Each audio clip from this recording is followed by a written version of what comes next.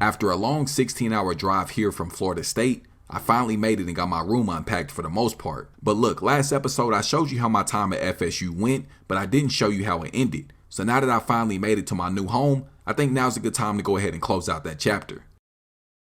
Last season at Florida State, I had the team sitting very nice with a 5-2 record before my injury. I mean, honestly, things were going great up until that point. The team doctors demanded I go get some CT scans done because I was having severe migraines from the concussion. Well, the doctors at the hospital ordered for me to be sidelined for at least the next 4 weeks. That meant my backup DJ would finally get another chance at being a starter.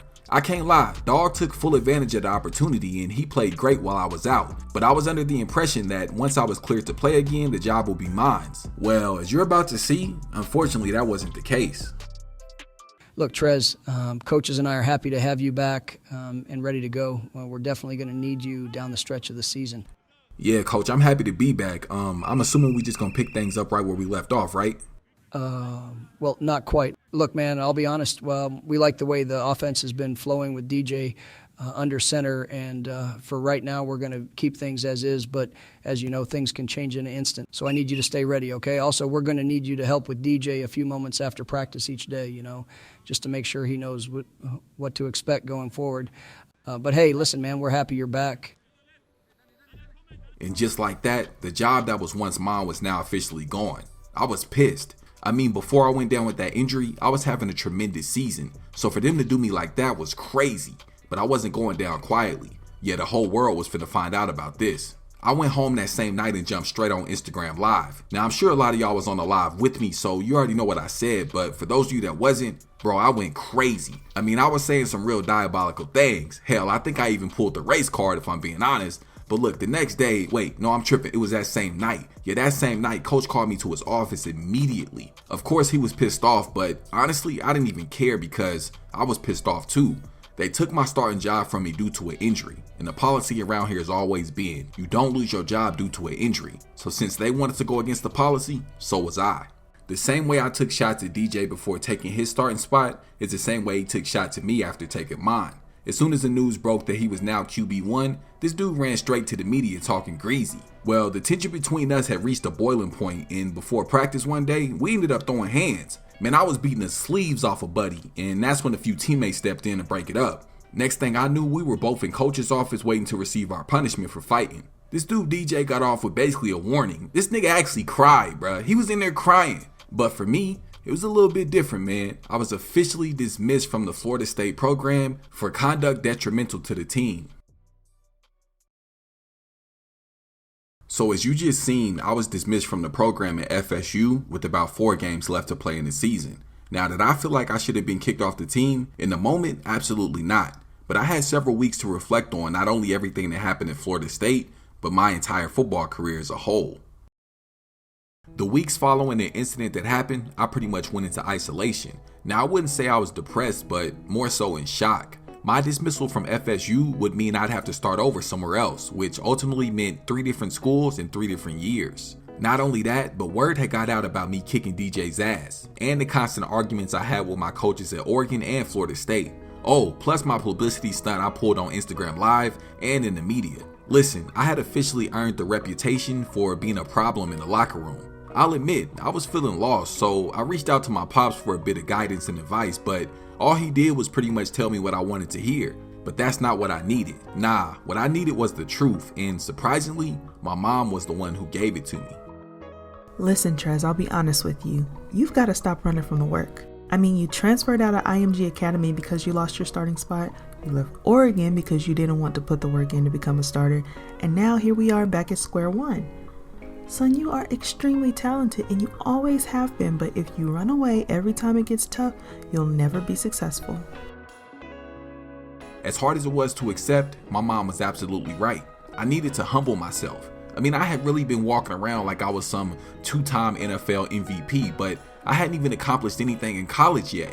The first step on my road to redemption was finding a new program. Now, I had a lot of things to take into consideration before making my decision. You know, stuff like their record last season, their coaching staff, and their current roster. Well, once I found a few suitable candidates, I started making calls. Man, look, when I say nobody was interested, I mean nobody. Honestly, the whole experience was quite embarrassing. I had never been rejected that many times in my life. But I didn't panic. I just simply reached out to smaller schools, just schools that weren't as big, like UAB. Hey, Coach Dilfer, how's it going, man? This is Trez Johnson. Remember you came to a few of my high school games. Look, Coach, I'm sure you've heard that I'm no longer at Florida State, and I'm currently looking for a new place to call home. Well, you were the first coach that came to mind, so I figured I'd call you to try to set up a visit for this summer.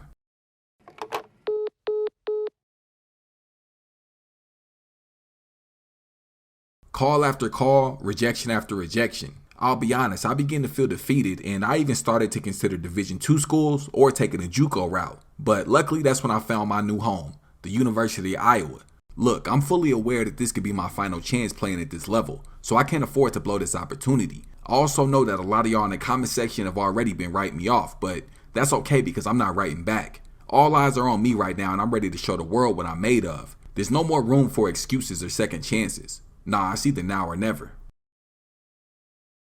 The first game of my junior season came at home versus a very formidable opponent, the Utah State Aggies. Even though I had gone through a full spring camp with the team, I was still very nervous about running this new offense. Yeah, I did well throughout camp and in the spring game, but to be playing against an actual opponent, that was totally different. We were moving the ball very well on our first drive down the field, but those first game jitters I just mentioned caused me to make a huge mistake as I fumbled at the end of what would have been a huge play. But ironically, I think that mishap is exactly what I needed to settle down. When I went to the sideline, Coach Campbell was oddly happy. He told me I finally got my first mistake out the way, so now I can relax and play some football. A relaxed quarterback is a dangerous quarterback. Plus, my offensive line did an amazing job of giving me a clean pocket. With just over 30 seconds left in the first half, I would score my first touchdown in my junior year. Remember, I told y'all I had been working on my improviser and scrambler badges all summer. As you can see, all that work paid off as I was able to scramble in for an 18-yard touchdown. With only a 3-point lead in the fourth quarter, the game was still way too close to be comfortable. We had great field position and a perfect opportunity to go up by 2 scores. I showed tremendous trust on my tight end Luke as I stepped up in the pocket and delivered an absolute beam over the top of the defense. 4 yards out from the end zone, I called my own number on the option and cut up field for a touchdown. We went on to secure our first victory at home, walking away with a 10-point win over the Utah State Aggies. There's no better game in sports than a rivalry game. The stadiums are always packed, the fans are always loud, and the tensions are always high. Well, week 2 of the season, we find ourselves in a very chaotic environment on the road versus our in-state rivals, the Iowa State Cyclones. Now, not only was this a rivalry game, but the stakes were extra high as the Cy-Hawk Trophy was on the line. You could feel the tension throughout the building all week. There was no joking or playing around. As a matter of fact, we couldn't even wear the color red to class or to practice. Listen, that's how serious this game is. We were able to strike first, putting 7 points on the board. Then the Cyclones immediately went down and tied the game on their first possession. My offensive line gave me a clean pocket to drop back in and scan the field. Well, I ended up throwing a hospital ball to my halfback over the middle for the first down, moving us right inside the red zone. The Cyclones sent the man blitz, so that left the middle of the field completely wide open. I scrambled into the end zone untouched. We had 30 seconds left in a 3-point lead going into halftime. Now, I believe most teams would have just taken a knee, but instead, I got the okay from Coach Campbell to take a shot downfield. So y'all gotta remember, this was a rivalry game, so win or lose, we was gonna play aggressive and we was gonna take chances. 11 seconds left, we could have easily played it safe and kicked the field goal, but nah, y'all know I'm greedy. I connected with my senior wideout Nico in the end zone, giving us a 10-point lead going into halftime. Although we were on the road, the stadium was completely silent. I don't think the Cyclones or their fans were prepared for our aggressive play style, as we were able to dominate on both sides of the ball. I don't know if Coach Campbell was a psychic or what, but during his halftime speech, he told us the defense was going to force a 3 and out, and then we'd go the length of the field and score. Well, that's exactly what happened as we were able to pick up the huge victory on the road versus our in-state rivals. Hey, listen, that Cy-Hawk Trophy was coming home with us this year. Coming off that huge win on the road versus Iowa State, we'd be back at home taking on the Western Michigan Broncos in the pouring rain. The week leading up to this game was crazy because we were only able to practice twice due to severe thunderstorms and tornado warnings. Now, I'm from Florida, so I'm used to the rain, but tornadoes? Nah, bruh. That lack of practice took a major toll on us as we started off this game extremely sloppy. We were completely out of sync and it seemed almost as if we had no team chemistry. On our first drive down the field, we made it right outside the goal line, but ended up getting stopped and had to settle for 3 points. With the rain pouring down, we had to rely heavily on our run game, but when we did pass the ball, it seemed like it was going for 30 or 40 yards every single time. Me and my guy KJ were the perfect 1-2 punch. He was killing them on the ground and I was killing them in the bed. If the defense decided to press up, I'd simply pass the ball over the top. If they decided to fall back, I'd hand it off for him to run it up the middle. At the start of the season, if you were to tell me our first big test would be the Western Michigan Broncos, I probably would have just laughed in your face. But that just goes to show how tough college football is. I mean, every team you match up against is a threat, and if you take them lightly, it could result in a loss. Luckily, we were able to keep the Broncos in the stable and pull off a 10-point victory at home. Although the final score didn't reflect how close the game was, this was definitely an eye-opener for us on the season. As tornadoes and thunderstorms continue to sweep across the Midwest, the team's ability to actually practice and prepare for upcoming games continued to be affected. For almost a week and a half, we weren't able to practice outside, but instead we would have like walkthroughs and dress rehearsals in the gym. It didn't affect me very much because, as you know, the quarterback position is mainly mental. But going into the game against the Purdue Boilermakers, I was a bit concerned on what type of effect it would have on the rest of the team. Surprisingly, there seemed to be no effect at all. I mean, there were a few mental errors, but those were mainly on my behalf. But for the most part, we went out there and did our thing. At the start of the fourth quarter, we had a 14-point lead, and to be honest, we seemed to be the stronger team. My guy KJ was giving them boys hell on the ground, and of course I was carving up the defense through the air. Even though this was only the fourth game of the season, I had already established a very strong connection with my senior tight end Luke. He was not only my safety valve when I got in trouble, but he also quickly became my go-to target. He ended up being player of the game, as I think he finished with like 200 receiving yards and 2 touchdowns. Of course, we walked away with the blowout victory at home, improving our record to 4-0 on the season.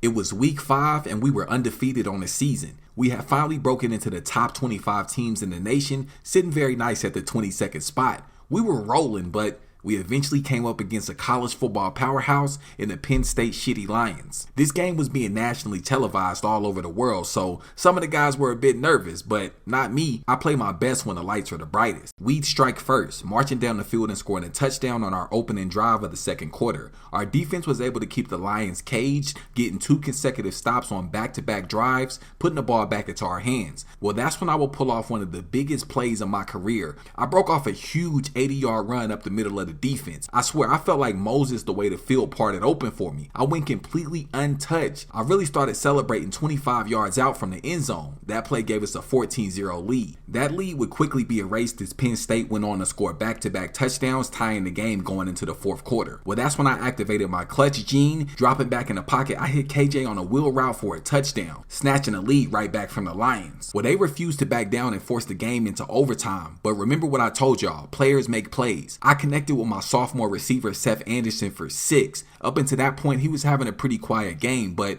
he stepped up when we needed him the most. A touchdown would give us the victory. It was 2nd and 17 when I threw up a 50-50 ball for Deontay, and thank God he came down with it. 3rd and 4, needing to make a play, I connected yet again with Seth Anderson right outside the goal line, but he fumbled the ball after making the catch. Luckily, the ball would bounce out of bounds, and 2 plays later, I went completely beast mode, breaking tackles and stumbling my way into the end zone. This play ended up being the game winner as we picked up the hard-fought victory on the road, moving on with the record of 5-0 on the season.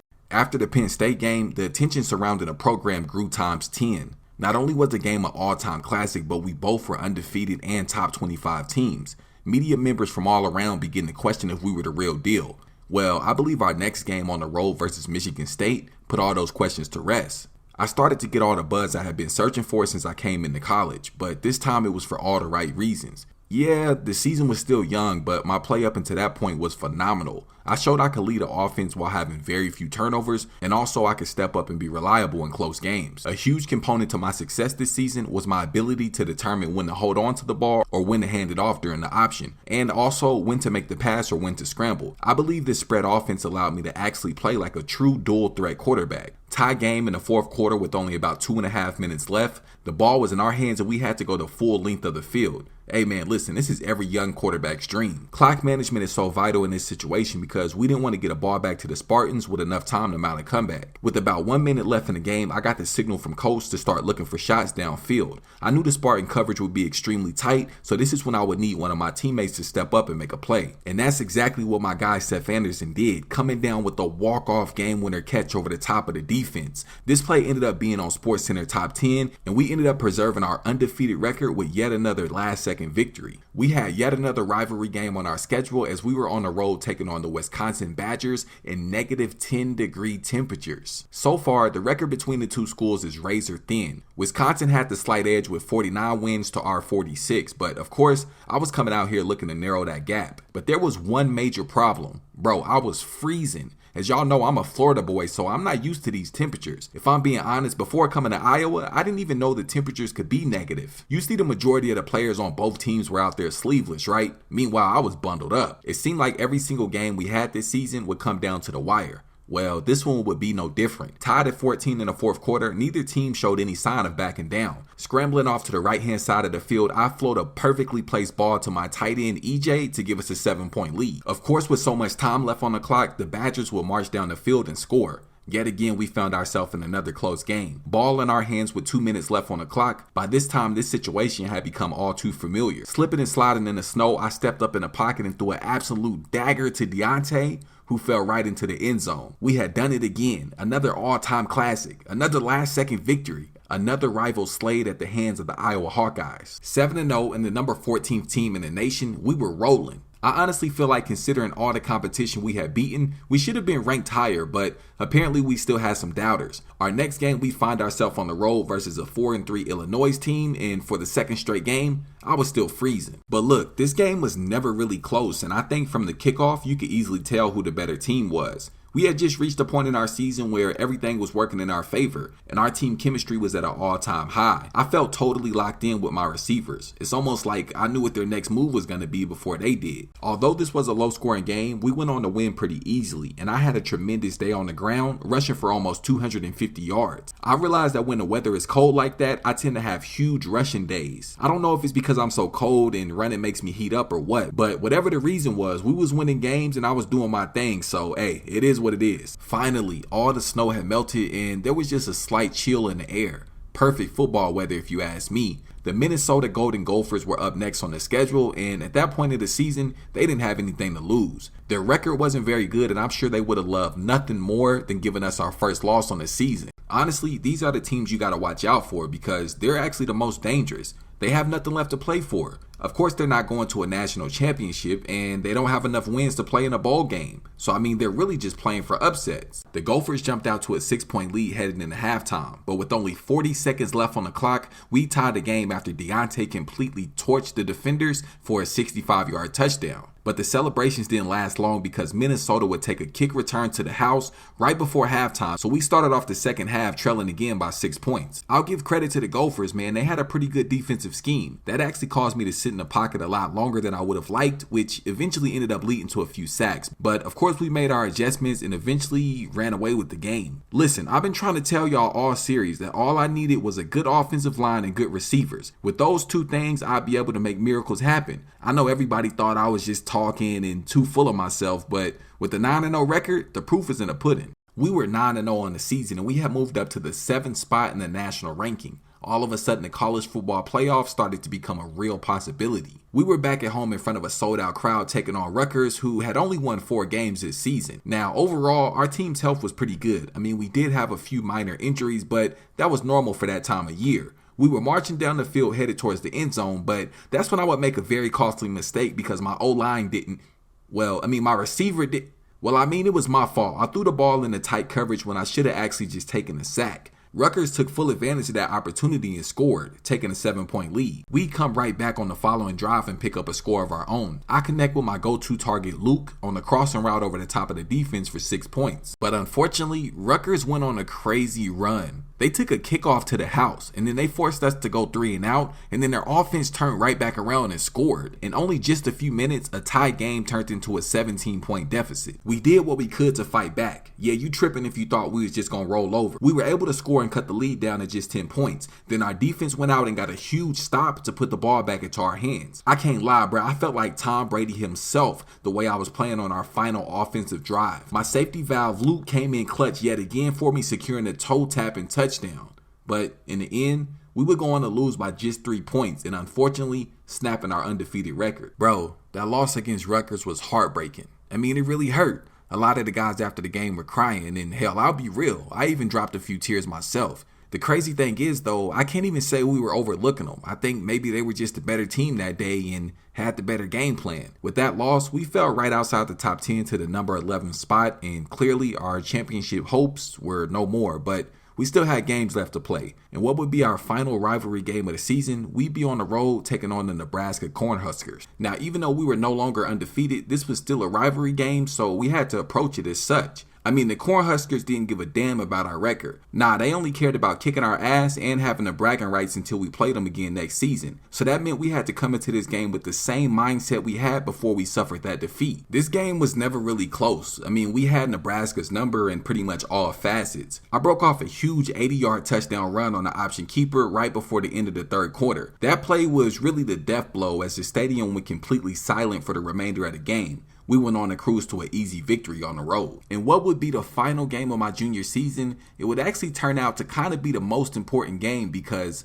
all eyes were on our opponent. The number 1 team in the nation, the Michigan Wolverines, were at our house and we had the perfect opportunity to pull off an upset. For my own selfish reasons, in my head, I was treating this game like a national championship. But listen, just hear me out, bro. Hear me out. I knew if I performed well enough here, all my old struggles off the field and my issues on the field could potentially be forgotten. So I knew I needed to have a great game. Man, listen, bro. I'm going to say this and I'm going to be honest. Having a great game was a lot easier said than done. Bro, I totally see why this team was the number 1 team in the nation. I mean, we made it to number 7 and I felt like we were pretty good, but I honestly think in this game, that's when I fully realized that there was levels to this shit. Bro, they had us beat at every single point. I mean, their D-line, their offensive line, their receivers, their everything, bro. It was nothing that we can do. They went on to hold us to only 2 touchdowns for the entire day, and they beat us on our home turf. It's all good though. We finished the season with a very impressive 10-2 record, and we'd be playing in a very prominent bowl game. I put up massive numbers this year, and I honestly think my play